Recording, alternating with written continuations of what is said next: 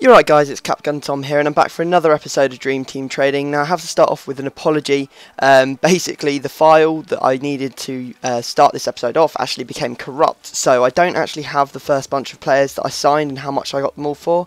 So I'm going to try and remember how much I actually bought people for, and I'll tell you as we go through what I've got. So basically I did an informed trading technique. I will explain to you how to do it at the end. You can see all these players I picked up, some very good buys. This is me selling them all, but I got that bell hander for like 70,000, sold him on for like 79. This is all on bid, just so you know. This Benzema I picked up for 290, ended up selling him for 315 after tax. That's not brilliant, but it is a bit of profit nonetheless. And again, this bell hander I picked up for 70,000, sold him for 80. So it really does work. I will show you in this bit how much profit you can actually make from about, I think this is probably about an hour and a half's trading. It took me to pick up all of these 18 players. You can see I got Kadira for 25,000, a 4-1-2-1-2 Ribery for 130, a couple of these Chavas that were in the team of the week for that week, for 10,000 each, one in a 4-1-2, one in a 4-5-1, I think. There's a Catamol here for 12,000, which is pretty decent as well.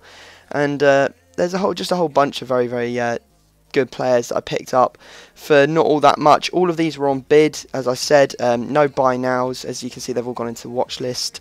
And basically you're just hoping that you can sell them on. I use the ultimate database. I will put a link in the description for you, and I just check the prices, see what the average selling price is, and if it's like 10-20% beneath that selling price, then I will buy it, and then stick it up for more later on. So those are all the players that I picked up in the first thing. I probably spent in fact I know that I spent 471,750 coins buying all those players, so quite a few coins. It's not a technique that you can do if you've only got like 20,000 coins, but you can see that I sold on some good prices there. You can see that Ribery that I got for 130 ended up selling for 150. Lower price cards, I mean the Catamol that I said I got for 12,000 going for 15,000. Now it doesn't sound like a lot, but when you're only risking 12,000 to get 15,000 back in return, it's actually quite a good investment. The two Perlos I got for 20,000 each went for 25 each, and yeah, so actually got quite a bit of money back. Ended up getting back 553,000 coins, 750 off those 18 players that I bought, which actually ended up being profit from the first day of 54,313. So that's well over 5,000 coins per card on average profit that I made. So it is a very good technique. I mean, it does require a little bit of patience, as I'm about to explain. So we will jump straight into the technique and I'll show you how to do it. Okay, so I'm not sure if I'm actually going to be able to show you me buying any players, because it can take a while to find a bargain. Now, effectively, all you're going to have to do is go in and search for gold players, and that is it. That is the only search criteria you want. Now, what I do is I go through the players. I look for ones that look like they may be going cheap. For example, a good example is if they don't have a buy now, or their buy now is a lot higher than their bid or their start price, then they may actually be going for cheap, and you may be able to get them at a good price. Basically what I do is, once I've located a player that I would think might go for a bit more than what they're being advertised for example, I'd say this Amala Filatino, I know he's a very old inform. What I would then do is I would go to the ultimate database. I click Xbox trading tab, or if you're on PS3 you can click PS3, type in the name of the player, find the inform that I'm looking at, and then if the average price is a lot higher than what the start price is or what the current bid is, then I will bid on it, and hopefully no one else is about trying to auction snipe and you can just pick it up easy peasy. Now the things to remember are players that have been moved position actually can go for quite a bit more. So for example, if you found a centre attacking mid inform that's been moved to a centre mid in a good formation, you know you're going to be selling him for a lot. Also bear in mind formation.